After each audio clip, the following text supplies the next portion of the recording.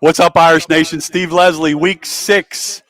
Ursuline coaches profile, joined by Dan Reardon. Cannot thank the Golden Dawn enough. They had another great crowd at the Golden Dawn.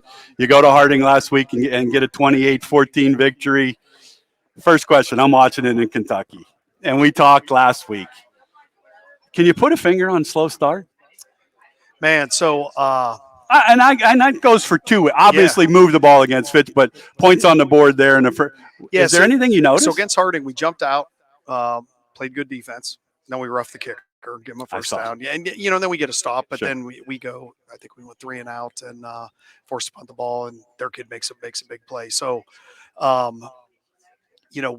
we had a combination of things. It was one guy here, one guy there. We didn't get his block, or maybe a miss. Not a great read by Jack at quarterback position or whatever. And, when we finally cleaned up some of that stuff and put it together, we were fine. But, it wasn't anything overly concerning. Fitch was concerning because we're turning the ball over. When you're turning it over, it's not as concerning. Penalties are going to happen in high school football. But, I thought our kids anytime you can go to Warren and get a win. It's a tough one. You've done it a lot. That's one of the toughest places to go to. Again, we talked about last week. Proud community, great football tradition, and their schedule. And they play a. They'll play anyone. They'll play anyone. The team is. The record is not indicative of the football team that they have. I watched that game and the talent on that field. And that's always a thing. We obviously deal with teenagers. I mean, I have 14 to 18-year-old kids on my team. And, sometimes it's hard to get young people to look past the record and really analyze. And but give Warren credit. They're a better football team than their record shows right now, and I know they're going to end up with some wins. I know Coach Arnold's going to do a great job there, but their quarterback's really good. I'm glad he's finally graduating. Talented. Really. Is it safe to say out of the pocket, even more talented? Yeah, so good. And that's what he wants to do. So good. And we played some. I thought, excuse me with the hiccups here, but I thought you guys did a great job of containing. Yeah, I thought we did a pretty good job. And he hit the big run on the second series, and then he had another big run when he scrambled in the fourth quarter. And really outside of those two plays, I thought we defended him really well. And you can't take away big plays; it's part of the game. But other than two big plays, I thought our defense played a heck of a football game. And I wanted to see what you thought. I thought it was the best defensive performance of the year. Yeah, I think so. Not a lot of big plays against a big play offense. Offensively I'm thrilled and impressed with Jack in the pass game. Continues to grow, and it's a big dimension in that in the Fitch game, that carried over to this game. Hit some big passes. Yeah, so Jack is a young man who works hard to correct his mistakes. And, if you go back a month and a half ago, before our season started, everybody's, you lost Brady Shannon. Brady's a fantastic football player, and there's no replacing a guy like Brady Shannon. I mean, he's an all-time career passing leader, touchdown leader, single season, everything. Holds every passing record or in high school. You're never going to replace a guy like that. But we knew we had a good quarterback coming up, and Jack doesn't have to be Brady Shannon. Jack has to just make good decisions, take care of the football, and he's really efficient in doing what we ask him to do. And the other thing that Jack does a great job with his feet, and gets first downs running the ball. When we run read option, he has a knack for pulling it at just the right time. And he had a number of great decisions in the run game that led to first downs the other night. And that's where he adds a dimension.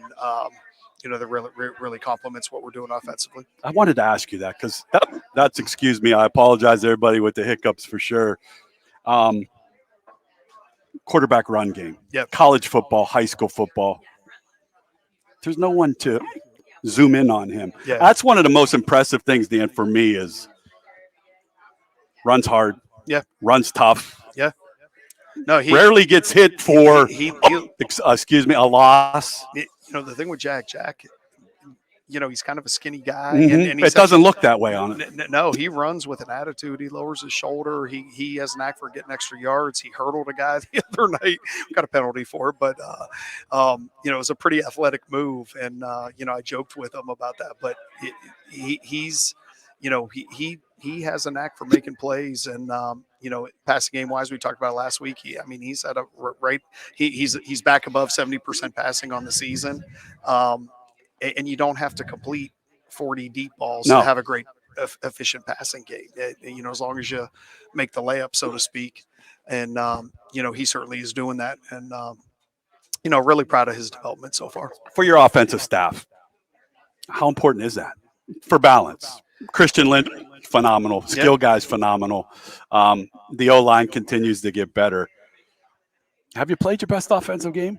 I don't think so. I don't either. I don't think so. And the thing that we talk an awful lot about is, self-inflicted mistakes. Sure. And there's always going to be times where the other team times up the right blitz for what we have called or whatever. Sure. And that's part of the game, part of the chess match within the game. But, we really focus on what we can control. And, we're not even close to playing our best football yet. And I think that there's a lot of things that we can clean up, and you do that with reps. Sure. You do that over the course of a season.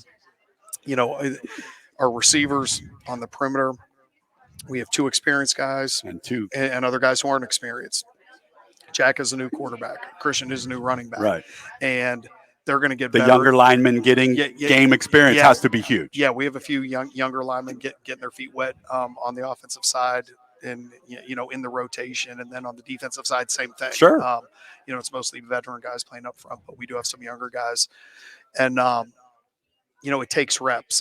There's no shortcut. There's no just jumping in and being an all-state football player without getting a million reps. On the practice field, number one. Yeah, which you do a great job. I've watched a lot of practice, but nothing better than a game rep against the people you play. Correct. I mean, for the most part, it's a top 10 school. It's somebody that's going to make you better for the next week. For sure. How exciting is that for you to know that the growth each week is there, but there's still a long way to go? Yeah, I think so. And it's kind of we've talked a number of times about our offensive line. Our offensive line is so veteran, and they've seen every single defensive front and blitz and stunt and everything else that a defense can throw at them over the course of their career. But they weren't a great offensive line 2 years ago or 3 years ago. These are kids that walked in and established themselves in a weight room, in a game situation. Sure. I love when I talk to the linemen. We'll have 2 tonight, Branch, and they talk about it. When they were freshmen and sophomores, it was just a physical mismatch for them against dudes. Let's be honest. I remember when they were freshmen and sophomore, and we talked. When they're thrown out there, and again, go back 2 or 3 years ago, they're thrown out there against guys who are seniors, the Benedictines, they're freshmen, they're sophomore, and you learn how to survive, and they did that, and then all of a sudden, okay, I can survive out here. Then you take that next step, and okay, now we're not just surviving, now we're trying to hone our craft and get better and better, and those guys have been fun to watch, and now it's kind of flip flopped where we have some skill guys going through that same process, but it's a process, and that's what the casual fan doesn't know, doesn't understand. Has the answers. Let's be honest. I could say that it should do this, should do that. Football's not that simple to do. If you pass it too much, run the damn ball. If you run it too much, why aren't we passing? No doubt. But, with Coach Reardon, I can't thank you enough for coming every Tuesday night. Busy time.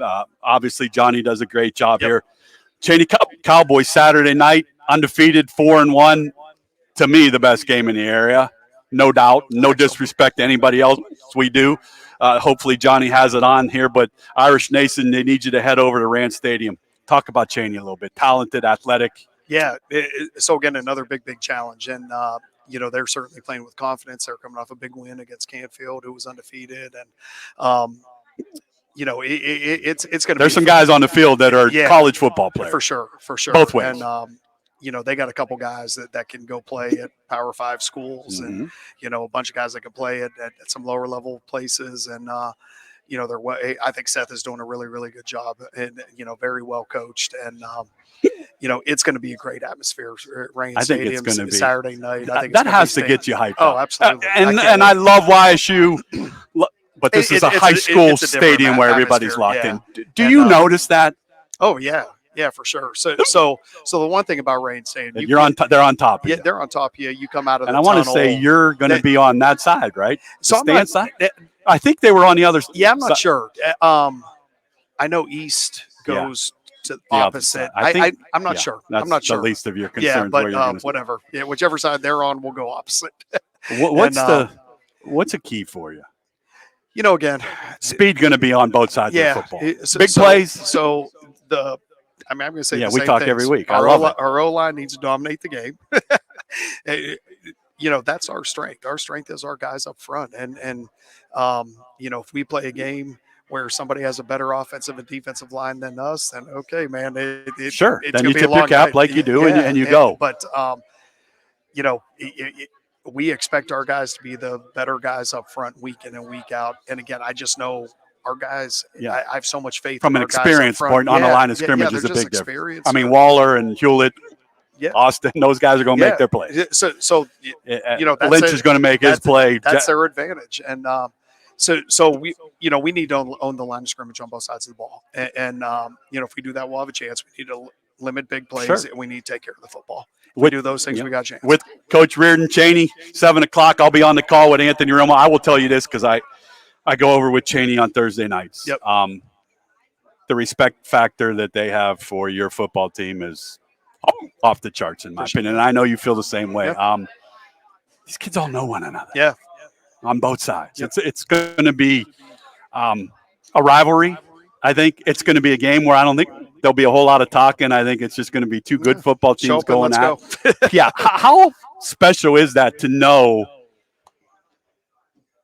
it's a playoff? Could be a playoff. Yeah, matchup. I think so. It's a huge game for this region from a playoff seeding perspective. They're number one in the region right now. Sure. And we have a very. I think we have the toughest region in the state of Ohio in Division. I was going to ask you that. I mean, top to bottom. I mean, Chaney, Chardon, Canfield, Villa, Canfield, St. Joe's, Benedict, and who's the other one? That's a bad year, but I promise you that nobody wants to see Benedictine get it turned around and have to play him in the first round. No. Villa and St. Joe's has kind of turned it around. Who will face in two. Yep. That's what I love about the schedule you guys play. It prepares you for. So it's huge game from a playoff seeding perspective, and the winner, puts himself up there. Is gonna really have a good chance to have two, not just one, but two home games from that standpoint. Do you look at that? So I glance at it, but not. I glance at it, and there's people that probably can get. That's all they worry about. Trust me, it's not all I worry about. I know you don't. You got a lot more things than. But for our seniors, do we want to have two home games? Absolutely. Heck yeah, we do. Do you as a staff? Do we want to have one? Heck yeah, we want one. We would rather have two. Right. But at the end of the day, several weeks from now when the season's winding down, goes where if we have to play on the road, amen, let's go play on the road. You're playing. It doesn't matter. With Coach Reardon, wish you nothing but the best of luck, family. How's Matthew doing? Doing okay. Yeah. He was dealing with an injury. He's rehabbing right now, but everything's it's on course. So well, there you go. Shout out to him. Shout out to your family, your wife. Wish you nothing but the best. Thank you every week. And let's go get number 5 and jump up that computer rank. Sounds great. All right, brother.